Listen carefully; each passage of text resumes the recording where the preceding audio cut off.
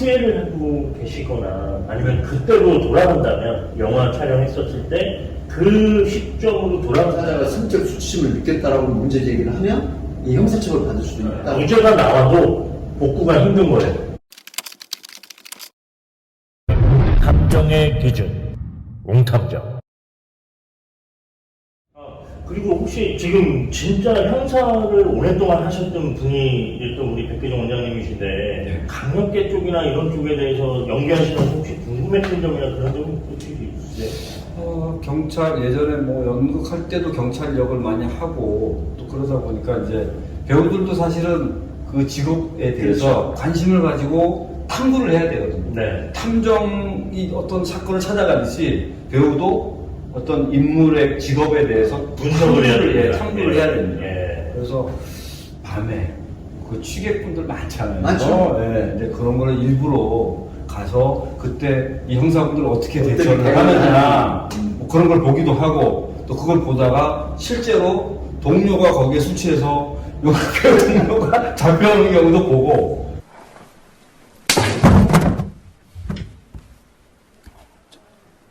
죄송합니다. 막 이랬었어 가지고 또뭐 형사분들하고는 좀 더 친근감이 그래도 더 있는 것 같습니다. 제가 실제 만났던 어떤 형사분은 사람을 잘 다룬다고 해야 되나요? 막 무섭게 하기도 하고 네. 또 막 이렇게 막 감정적으로 이렇게 다가가기도 하고 너 저 호러머니 때문에 힘들잖아. 야, 이게 뭐 필요하냐? 담배나 피자. 그러면서 막 또 감정적으로 이렇게 좀 누그러뜨려서 범인이 스스로 죄송합니다. 막 이렇게 그런 거를 이제 물론 베테랑 형사분들이겠지만 그런 거를 실제로 좀 잘 하시나. 수사 기법이라고 이제 합니다. 웅탐정의 시청자분들 예수도 또 말씀을 드리면 강원 전략이라고 보통 얘기하는 거죠. 강원 전략. 그러니까 만약에 이제 2인 1조 형사 같으면 그 범인을 향해서 한 사람은 강력한 어떤 조치를 해요. 선배가 됐든 후배가 됐든 와가지고 힘들지. 너 그동안 참 호르몬이 모시고 정말 고생했구나. 그럴 수밖에 없었겠네. 날 이해한다. 그러면서 이제 흔히 이제 설렁탕이나 먹고 싶은 짜장면 있지. 그때는 뭐 짜장면 되게 많이 좋아하잖아요. 정말로 본심이 착한 사람 같아서 그러는데 원래 담배 피우면 안 돼. 그러면서 담배를 딱 주고 같이 담배를 피우는 거야. 이 신뢰감도 생기면서 뭔가 이 형사를 내가 배신하면 안 되겠구나 하는 심리가 드는 거죠. 그래서 범행에 대해서 털어놓기도 하는 이게 일종의 수사 기법인데 근데 문제는 여기서 또 오해하실까봐 그 우리 시민자분들이 진짜로 물어나서 이렇게 대하는 형사가 있어요.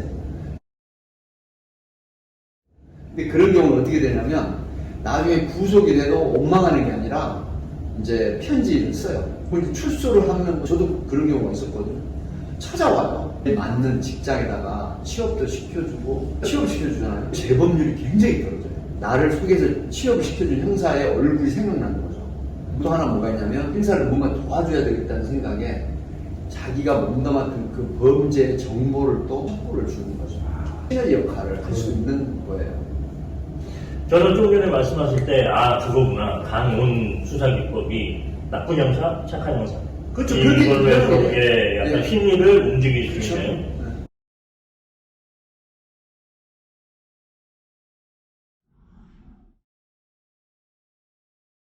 우리나라의 그 미투 관련돼서 이슈가 많이 됐던 게 우리나라에 들어왔던 게 2018년도 정도 될 거예요. 아마 그때 같이 이루어진 재판 아니었나요?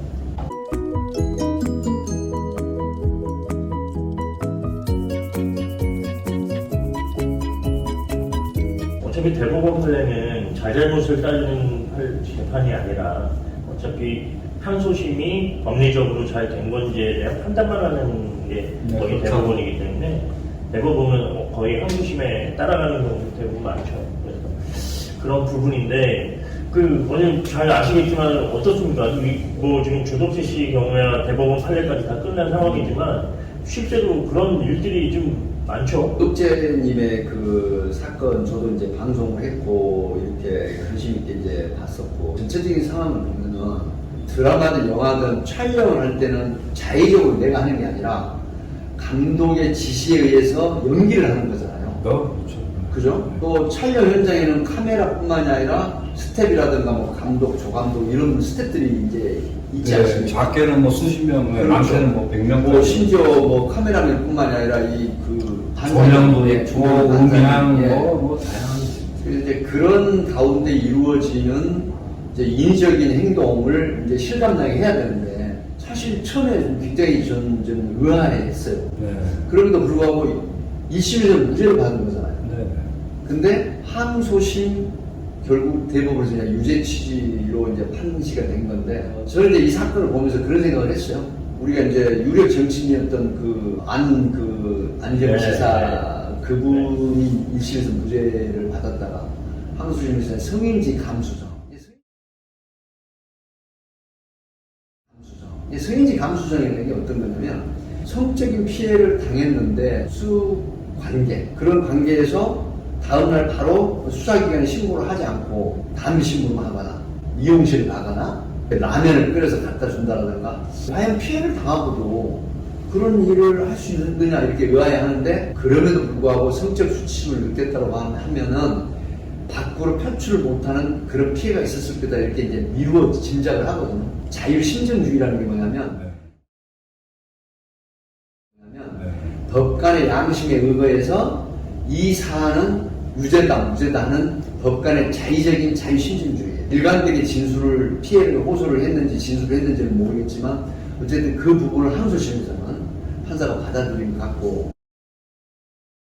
실제로 현장 그 수사 경험을 보면은 수사를 하면서 느끼는 게 이거는 적인 가해를 한 게 아니라고 판단이 드는 경우가 많아요. 그런데 한 번 내가 피해를 당했다고 고소를 제기를 하잖아요. 중간에 성적인 범죄가 아니라는 증언이나 어떤 비슷한 증거들이 나왔음에도 끝까지 고소를 해요.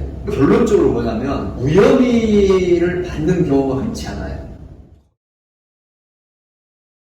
성적 수치심을 느꼈다고 하는 부분이 이게 이제 수사를 하는 사람이나 기소를 하는 검찰이나 재판하는 판사들한테 외적인 요소가 있어요.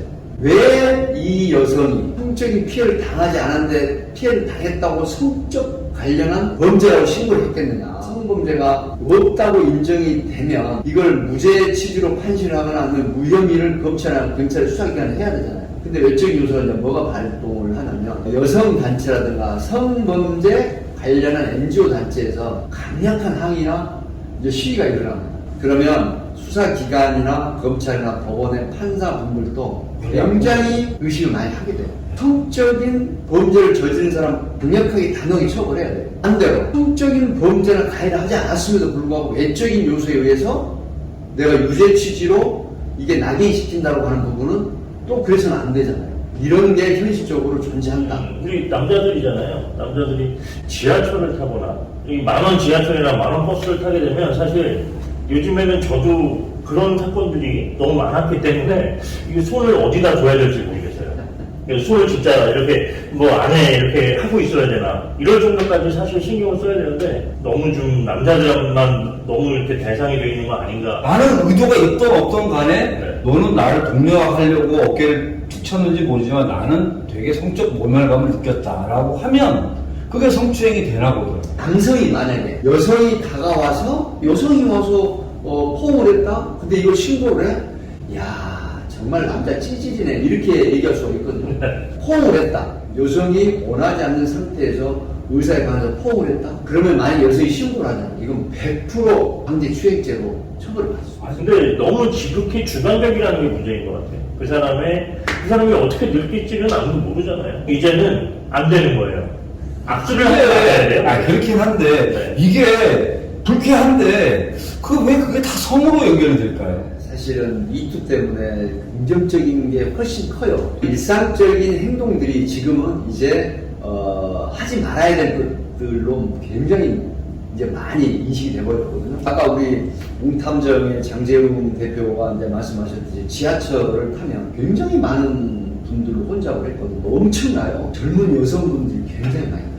엑스맨이라는 게 유행이에요. 손을 앞으로 딱 하고 이렇게 해야 돼요. 손을 밑으로 내리고 있거나 본의 아니게 여성의 신체를 네. 만지게 되는 거죠. 네. 미투 영향이 굉장히 큰 거죠. 나쁜 놈들이 이거 성추행범으로 신고를 했다. 그럼 어떻게 되죠? 소송이 거의 2년 걸렸죠. 수사가 시작이 되잖아요. 네. 경찰, 검찰, 법원, 가족 중에서도 내 편을 들어주지 않는 경향이 있어요. 당신이 그런 짓을 안 했는데 왜 그 여성이 신고를 했겠어? 직장, 사회 동료, 지인들. 사실은 앞에서, 당신이 그랬을 리가 없어. 이렇게 위로하는 척 하죠. 돌아다녀 그럴 줄 알았어. 그랬겠지. 피해자가 생전 처음 보는 사람을 그랬겠어. 뭐 이런 식으로 이제 애도를 하는 거예요. 주어없이 낙인 지키고 평생 성범죄를 저지른 사람으로 낙인 지켜버려요. 긍정적인 부분과 부정적인 부분의 이 명암의 차이가 너무 크다고 저는 생각이 드는 게, 제 주변에도 그런 사건에 연루돼서 좀 극단적 선택을 하는 분들이 있어요. 한번 낙인이 찍히면 사회적으로 거의 이제 매장이 되어버리잖아요. 무죄가 나와도 복구가 힘든 거예요.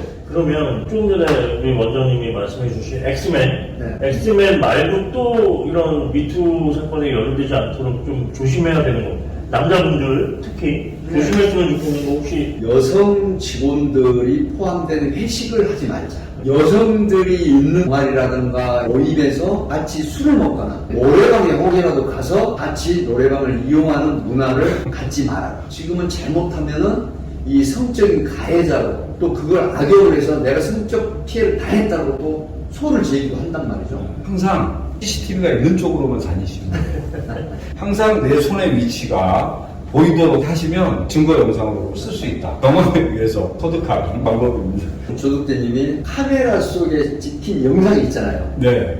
그런데도 유죄 받았잖아요. 소용이 없는 거예요. 촬영이 됐어도 그 여성이 성적 수치심을 느꼈다라고 이렇게 만약에 문제 제기를 했을 때 내가 실제로 하지 않은 행동이 정말 조심해야 된다는 그런 시대에 우리가 살고 있다.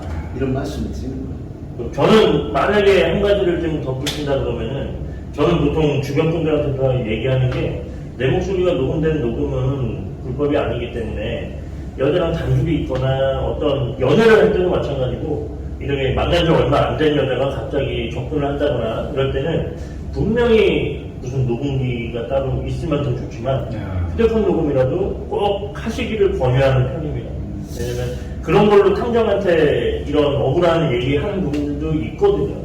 탐정께서 밝히고 싶다 자신의 억울함을, 이런 사람들에게 도움을 줄 만한 뭐 그런 게 있을까요? 저희가 사실 제가 직접 이제 도움을 드리려고 노력했었던 부분은 제 이제 잘 아는 지인분이 아들이 이제 새벽에 택시를 잡는데 여성이 술 취한 척하고 접근을 해서 이제 그날 원나잇 형이었는데 관계도 안 했는데 이제 여성분이 그 원나잇을 원했던 여성분이 화장실에 가서 이제 경찰한테 신고를 하는, 남자가 먼저 들어갔느냐 여자가 따라 들어갔느냐 CCTV나 이런 것들도 필요하지만 당하는 입장인 상황에서는 내가 아니라는 걸 입증하기가 상당히 힘든 거예요. 그 여성분이 그런 이력이 좀 많았었어요. 어떤 이력? 조사받았던 이력이 많았는데 피해자로 성범죄 피해자라고 고소를 하는 고소하는 경험이 많았기 이렇게 때문에 줘야만 다 나오고 그러면 경찰서에서는 이 여성분이 계속 이걸로 신고해서 상습적으로 조사를 받았던 게 그 여성분은 강하게 의심받을 수밖에 없는 거고. 그럼 실제로 좀 의심을 합니까? 네. 수사할 때? 담당 수사관의 의견이 분명히 들어갑니다. 담당 수사관한테 혹시 그 전에 이력이 없는지 좀 잘 봐주십시오. 이렇게 말씀드리는 것도 하나의 방법일 수 있고요. 저희 탐정들한테 만약에 그런 부분을 도움을 청했을 때는 그 여성분이 이제 상습적인지 아닌지에 대해서 저희가 조금 확인해 볼 필요는 있겠죠. 며칠 후에 또 그런 식으로 할 수 있는 거고, 그 전에 이력이 있는지를 잘 담당 경찰관한테 한번 잘 물어보시는 것도. 좋은 얘기를 우리 문탐정 정재훈 대표가 하셨는데, 형사사법 시스템이라서 킥스라는 게 있어요. 뭔가 이상하다고 느끼면 이 변호사를 통해서 아니면 직접 이 수사관에게 뭘 요청을 해야 되냐면, 피해자인 그 사람이 성범죄 사건을 이런 유형으로 고소한 게 있느냐 하는 거를 형사사법 시스템에 킥스에 조회를 해달라고 요청을 해야 됩니다. 혹시 제가 그런 부분을 한번 여쭤보고 싶어요. 만약에 후회를 하고 계시거나 아니면 그때로 돌아간다면, 영화 촬영했었을 때 그 시점으로 돌아간다면 어떻게 하실 것 같으신지 혹시 마음속의 얘기를 해주실 수 있을까요? 크게 두 가지로 뭐 말씀드릴 수 있을 것 같은데, 연기적인 측면하고 어떻게 대응할 건지. 연기하는 걸 너무 좋아하다 보니까 안 가리고 했어요. 작품도 안 가리고 사람도 안 가리고, 그러니까 누군가가 나에게, 조덕재 배우에게 같이 하고 싶어 한다는 그거 자체가 고맙고, 제 아내가 제가 혼자 일을 다니니까 안쓰러워서 운전도 해주고 그랬었는데요. 저는 다 저 같은 마음으로 연기를 하고 영화를 하는 줄 알았어요. 몸을 던졌는데 뭐 나만 이제 맨바닥에 처박히는 것 같은 심정을 제가 느낀 거죠. 제일 후회하는 게 사람도 좀 보고, 출연 배우도 보고, 스태프도 보고, 감독도 보고, 보면서 했어야 되는데 책임지지 못할 사람들과 하다 보니 만약에 그 시절로 간다면 웅탐정한테 전화를 할 거예요. 이 사람이 정말 신뢰할 만한 사람인지, 이 사람하고 내가 작품을 해서 정말 내가 혼신의 힘을 바쳐서 연기를 해도 될 만한 사람인지를 우리에서 물어보고 네. 할 것 같아요. 근데 이제 법적인 부분에 저는 당시로 돌아간다면 무릎 꿇고 사정을 했겠죠. 살려달라고. 저는 안 했더라도 그 상관이 없어. 결과가 나오니까 나도 모르게 그걸 했는지 모르겠는데 열심히 연기하다 나는 연기하다 보니까 그런 건데 제발 좀 살려달라고. 이제 지금은 저는 그나마 조금 이렇게 얘기할 수 있는 정도까지 됐는데 힘든 게 뭐냐면 가족이에요. 가족. 부모가 있고 형제가 있고 또 처가 있고 자식이 있고 이러면은요 한번 싸워보자 진실을 가리자 이렇게 맞서 싸울 게 아니라 얼른 그분에게 무릎 꿇고 사죄하고 사죄를 구하고 싶다. 네. 하지 않도록 그 말이 제일 깊이 와닿는 것 같고요.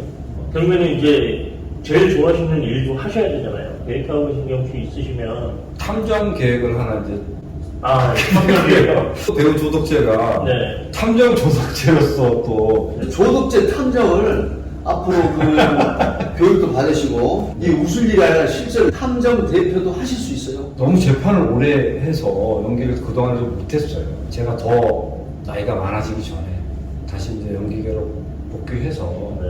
좋은 모습, 저를 걱정해 주신 분들도 많은데 그런 분들에게 따뜻하고 좀 이렇게 행복한 감정을 드릴 수 있는 그런 작품에서 제 좋은 모습을 보여드리면서 배우의 어떤 그 마무리도 잘 해야겠다 이런 생각을 가지고 있고요. 빨리 연기에 복귀하셔서 네. 이경영 씨한테 맞는 이런 짤이 아니라 우리 조 배우님이 또 누구 때리는 게 꼭 아니어도 그런 재밌는 모습이나 이런 모습 짤이 쫙 올라와서 계속 이렇게 돌아다녔으면 좋겠어요. 빨리 그런 모습이 찾으실 수 있도록 저도 그리고 우리 원장님도 응원하겠습니다. 힘든 만큼 또 성숙한다는 말이 있지 않습니까? 네. 그 힘든 걸 이겨내시고 훌륭한 연기자로서 또 자리매김하시기 바랍니다. 네. 파이팅 하겠습니다. 네. 고맙습니다. 두 분 이렇게 나와주셔서 시간 내주셔서 감사합니다. 네. 다음 시간에 또 한번 나와주시길 바라겠고요. 네, 불러주십시오. 네, 감사합니다. 여기서 마치겠습니다. 네, 고맙습니다. 웅탐정 파이팅! 탐정의 기준, 웅탐정.